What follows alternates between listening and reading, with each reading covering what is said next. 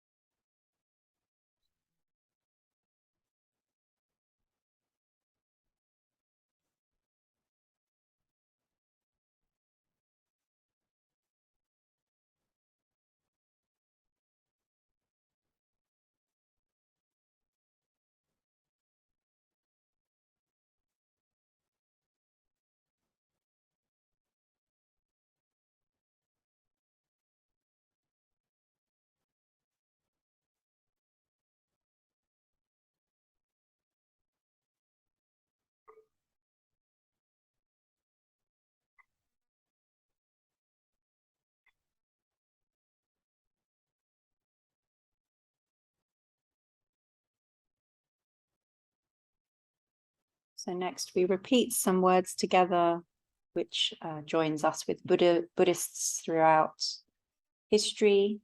We talk about taking refuge in those things that are reliable. We talk about trying to be good. And we talk about aiming at saving all living beings, knowing that we will fall very short of that, but aiming in that direction nonetheless. So please repeat after me. These are on your bits of paper if you want, but it's just repeating after me, so you don't need to use them. For refuge, I go to the Buddha. For refuge, I go to the Buddha. The one who is awake and full of love. The one who is awake and full of love. Namo Buddhaya. Namo Buddhaya. For refuge, I go to the Dharma. For refuge, I go to the Dharma. All that guides us to wisdom and compassion. All that guides us to wisdom and compassion. Namo Dharmaya. Namo Dharmaya. For refuge, I go to the Sangha. For refuge, I go to the Sangha. Those who live in the Buddha's light. Those who live in the Buddha's light. Namo Sanghaya. Namo Sanghaya. With faith in the three jewels. With faith in the three jewels. I pray that I may not take life. I pray that I may not take life. With faith in the three jewels. With faith in the three jewels. I pray that I may not steal. I pray that I may not steal. With faith in the three jewels. With faith in the three jewels. I pray that I may not fall into sexual misconduct. I pray that I may not fall into sexual misconduct. With faith in the three jewels. With faith in the three jewels. I pray that I may avoid wrong speech. I pray that I may avoid wrong speech. With faith in the three jewels. With faith in the three jewels. I pray that I may avoid intoxication. I pray that I may avoid intoxication. No blame. No blame. Be kind. Be kind. Love everything. Love everything. Innumerable are sentient beings. We vow to save them all. Inexhaustible are deluded passions. We vow to transform them all. Immeasurable are the Dharma teachings. We vow to master them all. Infinite is the Buddha's way. We vow to fulfill it completely.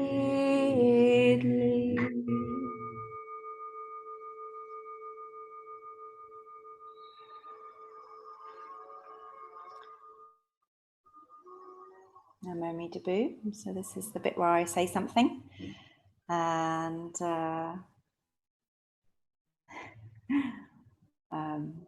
as we were walking around the garden this morning as part of our meditation before we come inside,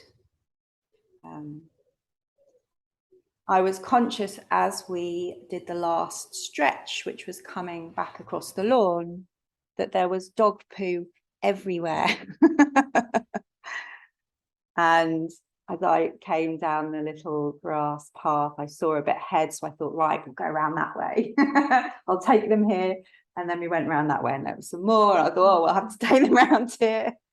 So that wiggly bit at the end was my attempt at not leading you past the dog poo. But I'm laughing because, first of all, it was impossible. And secondly, I'm now giving a Dharma talk about it, which means I haven't been very successful in hiding it. And I felt like I wanted to hide it this morning because we had new guests, and I didn't want to be seen as the kind of person who left dog poo on the temple garden lawn, especially when it gets scattered by whatever it is that comes and scatters it. Magpies. Magpies, yeah.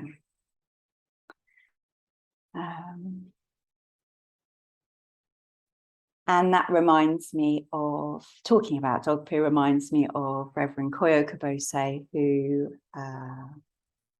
was the leader of Bright Dawn, the group that Casper and I are studying with in America. And in his book, he has a whole chapter on toilet gasho. So gasho is when we make that sign of respect. And this whole chapter is talking about how whenever he goes to the toilet, he makes gasho as a kind of a sign of gratitude that his plumbing and that his bowels and bladder are working as they should. And it's a kind of quite a joyous chapter, really, because it's the kind of thing that in polite society we don't talk about. And then I was wondering why I was feeling particularly in need this morning of presenting one image of myself rather than another. And that brought me to an email I received earlier this week out of the blue from a magazine called Tricycle, which if you're in the world of Buddhism is probably the most well-known Buddhist magazine, comes out in America. And this email was from one of their editors, a Zen teacher, who wanted to do a page on me. They have a kind of an Ask the Teacher page. So I was delighted to get the email, of course. And then all week since then, I've been thinking, how did they find out about me? What will I say? How will I sound? How will I explain the complicated history that we have with our past Buddhist organization before we became Bright Earth? And so all of that's been going on in the background. Who am I as a teacher? Am I worthy of being on the pages of Tricycle? And will I talk to her about dog poo?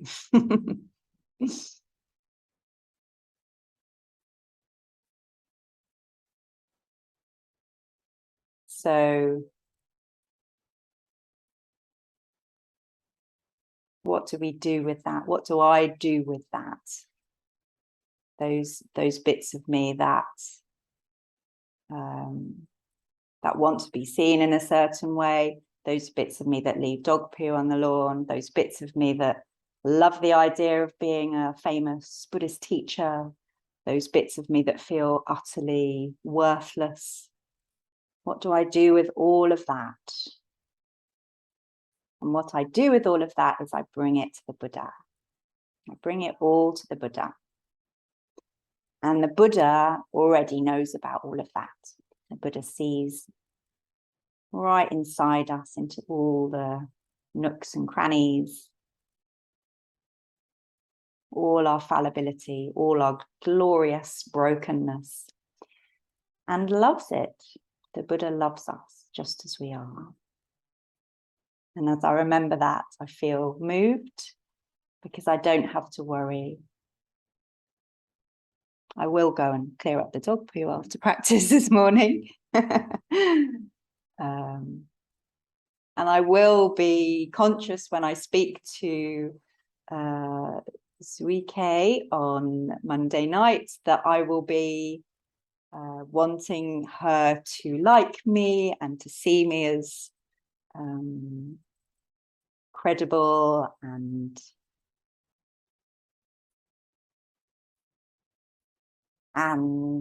it's all okay. We're all like that. We're all like that. What a relief. In a minute, we will stand and together we'll make prostrations to the Buddha. And in making prostrations, we're saying, here I am with all of this. And I trust you to accept it, to see it and love it. We make ourselves vulnerable, and in return, we are received and held and consoled. Aren't we lucky? Namo Mitapu. So when Casper rings the bell, we will go and stand, well, just stand where you are, but point towards the Buddha, and we'll make prostrations to the floor. If you're able to copy us, then do. If not, just do a standing bow. And the words that we chant are Namo Mi Debu, which is another form of Nembutsu. And the Nembutsu is just a way of connecting to the love of the Buddha. Namo Mi Debu.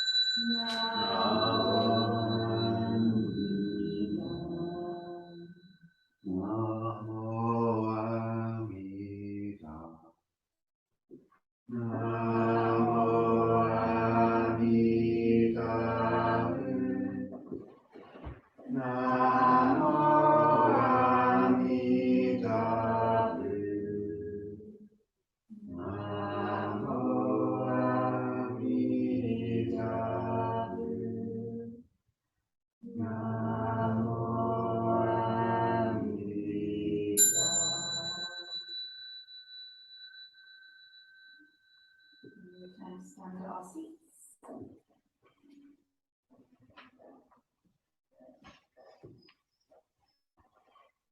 What's the name of that yoga when you have to sweat?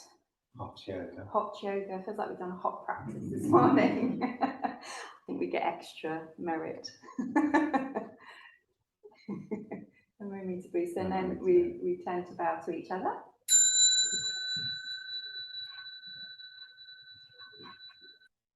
We bow to the Buddha.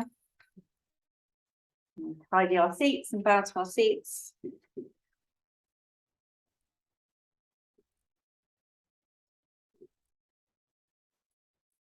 And then we'll recite the closing verse together, which is on your bit of paper. It starts, blessed. Blessed by Amitabha's life, may we care for all living things and the holy earth. Namo Mi Debu. So do join us for a cup of tea. Dates, we've got our next retreat date in September, but near the end of August, we've got gardening afternoon and listening circle. I'll send out all the dates soon. That's it, I think. Running an ancestor workshop on Zoom this evening. Links on the temple website. Yeah, Casper is doing that. Will be very good, I'm sure. Yeah. Okay. No moment. Where need to be. Right, to put the kettle on and I'll do the thingy jigger.